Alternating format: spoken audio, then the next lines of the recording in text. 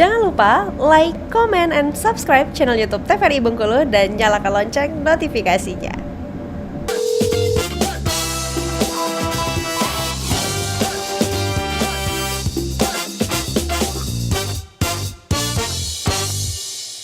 Halo pemirsa TVRI Bengkulu, apa kabar? Semoga selalu sehat dan juga tetap semangat. Alhamdulillah kita kembali berjumpa di bulan suci Ramadan. Bersama saya Helda Amelia Putri dan akan menemani Anda dalam 1 jam ke depan di Dokter Kito Bersama Kita Sehat. Nah pemirsa, karena Dokter Kito bertepatan di bulan suci Ramadan, hari ini kita akan membahas tips sehat di bulan suci Ramadan. Karena tidak bisa dipungkiri pemirsa, pada bulan suci Ramadan masih banyak di antara kita yang sering lemas, tidak berenergi, bahkan juga masih bingung untuk menentukan menu buka puasa dan juga sahur yang sehat untuk tubuh dan juga aktivitas ibadahnya tetap lancar. Maka dari itu pemirsa akan kita bahas secara lengkap bersama dengan narasumber yang telah hadir pada hari ini. Langsung saja kita sapa, ada Dokter Putri. Halo Dokter Putri. Halo Helda. Bagaimana kabarnya dokter? Sudah lama tidak berjumpa ya di Dokter Kito. Ya, baik, kabarnya sehat. Sehat, masih puasa pada hari ini? Masih, alhamdulillah. Sebentar lagi ya menuju buka puasa ya dokter ya? Sekitar 4 jam lagi ya? 3 Oh ya, 4 jam lagi ya, masih lama ya dokter ya. Nah untuk Dokter Putri saat ini kan kita sudah berada di puasa ke-13 ya. Puasa ke-13. Untuk Dokter Putri sendiri selama kegiatan puasa ini, untuk kegiatan apakah tetap normal atau berkurang atau bertambah atau seperti apa nih dokter? Sebenarnya kalau sehari-hari sih seperti biasa ya, ada pasien, kita kegiatannya saya sebagai dokter, kemudian ada pasiennya juga jumlahnya biasa saja, tidak berkurang, tidak juga bertambah. Tapi untuk kegiatan di luar itu menurut saya sih bertambah ya, karena kita ada kegiatan lain kayak misalnya mempersiapkan buka puasa, mempersiapkan sahur yang mungkin selama ini selain bulan Ramadan kita tidak pernah melakukan itu. Jadi sebenarnya kalau dipikir-pikir aktivitasnya ya bertambah. Tapi excited ya dokter ya dengan bulan suci Ramadan ya? Karena cuma 1 bulan kan dalam 1 tahun. Oh, betul. Nah dokter Putri, secara fisiologis perubahan yang terjadi pada manusia pada saat puasa itu seperti apa sih dokter? Iya benar, jadi hari ini kita temanya itu adalah membahas tentang tips tetap kita tuh supaya sehat selama bulan suci Ramadan. Benar yang Helda bilang, jadi kita juga harus paham dulu apakah ada terjadi perubahan fisiologis yang berbeda dari kita sebelum Ramadan dan kita saat bulan suci Ramadan, saat kita melakukan puasa ya. Kalau biasanya kita yang pasti perubahan adalah kita biasanya kan makan ya, ada makan pagi, sarapan, makan siang, makan malam. Artinya metabolisme tubuh kita itu berkelanjutan terus-menerus. Tetapi ketika sudah memasuki bulan suci Ramadan, kita harus stop makan dan minum selama kurang lebih 13 sampai 14 jam, otomatis metabolisme tubuh kita juga akan berubah. Tapi jangan khawatir karena tubuh kita itu bisa atau mampu untuk beradaptasi. Tetapi kita juga harus mampu melakukan berbagai kegiatan atau memilih makanan minuman yang bisa membuat tubuh kita itu tadi melakukan adaptasi tadi begitu. Jadi kalau misalnya metabolisme tubuhnya berubah, tapi makanan minuman kita misalnya berkurang, nutrisi yang kita harusnya intake, kalori yang harusnya kita penuhi selama bulan suci Ramadan akhirnya kita tidak penuhi, nantinya akan menyebabkan berbagai macam penyakit. Jadi kita harus tahu nih bahwa fisiologi tubuh kita berubah, jadi bagaimana kita beradaptasi dengan hal tersebut. Nah untuk mengetahui tips-tipsnya langsung saja kita akan mendengarkan, kita kupas tuntas bersama dengan Dokter Putri pada hari ini. Silakan Dokter Putri. Oke, jadi tips sehat ini dia lebih ke general ya, kita nggak cuma ngomongin makanan dan minuman saja. Ini tadi ya yang kita bahas bahwa selama ini kalau kita tidak sedang berpuasa dan keadaan biasa sehari-hari, tubuh kita itu selalu menerima asupan makanan, menerima asupan minuman, sehingga tubuh kita melakukan metabolisme secara aktif. Artinya apa?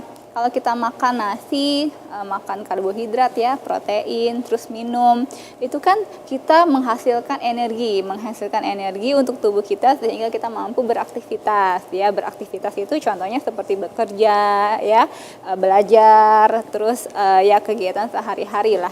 Tapi ketika kita berpuasa, kita diharuskan selama 13 jam dari sahur sampai nanti berbuka, kita harus stop dulu asupan makanan dan minuman selama periode puasa tersebut. Akibatnya apa? Ketika intake kita kurang, ketika kita tidak menerima asupan makanan, kita tidak minum dalam waktu periode puasa tersebut, metabolisme tubuh kita menjadi lebih lambat. Tapi jangan khawatir karena tubuh kita itu punya cadangan energi ya. Mungkin dulu kita sering belajar ya, kalau kita makan karbohidrat itu nanti akan menghasilkan energi. Tapi kalau tidak ada asupan yang kita makan, nanti tubuh kita akan menggunakan cadangan energi, misalnya glikogen yang ada di hati, yang ada di otot, atau protein, simpanan lemak itu dihasilkan lagi menjadi energi. Jadi tubuh kita itu tetap nggak lemes gitu. Tetap berproses ya dokter? Ya, tetap berproses untuk digunakan, energinya tadi digunakan sehingga walaupun kita nggak makan, walaupun kita nggak minum, kita tetap bisa bergerak, tetap bisa bekerja, tetap bisa melakukan aktivitas seperti biasa begitu. Nah, tentu saja karena kita tidak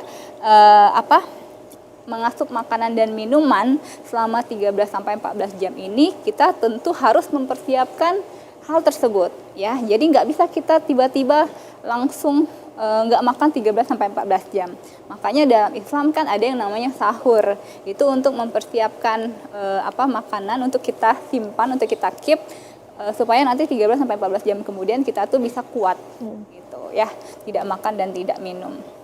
Begini, jadi sebelum kita ngomongin kita tuh akan mampu berpuasa secara baik ya, secara lancar begitu selama 30 hari, kita harus ada persiapan dulu. Ini baik untuk yang sehat, apalagi untuk yang sudah punya riwayat sakit ya. Apa saja sih persiapannya itu? Yang paling krusial adalah kita harus cek kesehatan ya. Tidak melulu harus kita tunggu sakit ya dokter ya. Kita baru mau periksa kesehatan. Iya, baru periksa kesehatan secara menyeluruh. Tapi dalam keadaan fit pun kita juga direkomendasikan untuk melakukan cek kesehatan. Biasanya bisa datang ke dokter ya, dokter keluarga boleh, atau ke dokter spesialis penyakit dalam seperti itu biasanya boleh, atau ke puskesmas berkonsultasi dengan tenaga kesehatan yang ada, itu sangat diperbolehkan. Nanti dalam konsultasi tersebut kita bisa sampaikan apakah selama ini kita punya keluhan atau enggak. Apakah kita pernah punya riwayat misalnya sakit kencing manis, atau sakit ginjal, atau sakit jantung.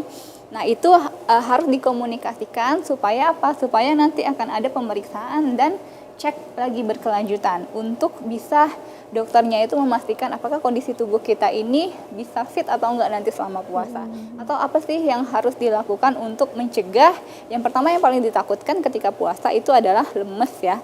Lemes, pingsan. Karena di awal kita sudah bahas kita tidak mengasup makanan dan minuman. Yang ketiga yaitu kita takutnya kita dehidrasi karena tidak minum ya, dehidrasi sehingga nanti tadi ya bisa lemes, pucat, dan akhirnya malah lebih parah keadaannya, bisa dirawat dan lain-lain.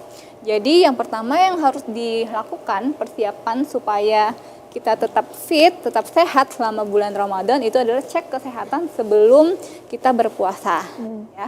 Boleh dilakukan di awal ya, sebelum Ramadan itu datang ya, sebelum hari pertama, atau kalau misalnya belum sempat boleh juga untuk datang ke puskesmas. Hari ini juga ya dokter, tidak ada kata terlambat ya dokter. Betul, ya. tidak ada kata terlambat ya. Nanti bisa diminta juga sama dokternya, boleh cek gula darah ya kan, biasanya yang dilakukan pengecekan atau kolesterol atau asam urat ya.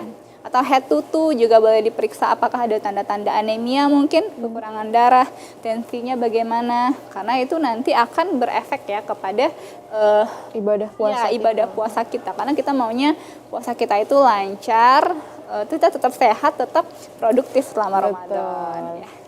Terus yang kedua, tadi saya ngomongin kalau di Islam itu kita memang dianjurkan untuk sahur terlebih dahulu ya, sebelum puasa selama 13-14 jam. Jadi persiapannya yang kedua yaitu makanan bergizi. Ini pasti ya, harus wajib. Makanan bergizi selama sahur.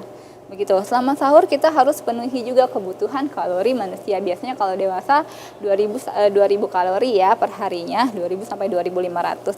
Itu harus dilengkapi karbohidratnya, proteinnya, sayur-sayurannya, buah-buahannya, dan tidak dianjurkan untuk memakan makanan yang seperti bersoda, terlalu berlemak, dan juga dikurangin rokoknya ya. Ini tadi sebenarnya berkaitan dengan kondisi medis atau kondisi kesehatan seseorang. Misalnya pasien dengan sakit gula darah. Ya. Pasien dengan sakit gula darah itu bukan tidak boleh berpuasa ya, malah dianjurkan untuk berpuasa. Kenapa? Karena sebenarnya puasa itu nanti dia lebih mengatur penyerapan gula darah. Jadi dia akan mengontrol gula darah di dalam tubuh manusia itu.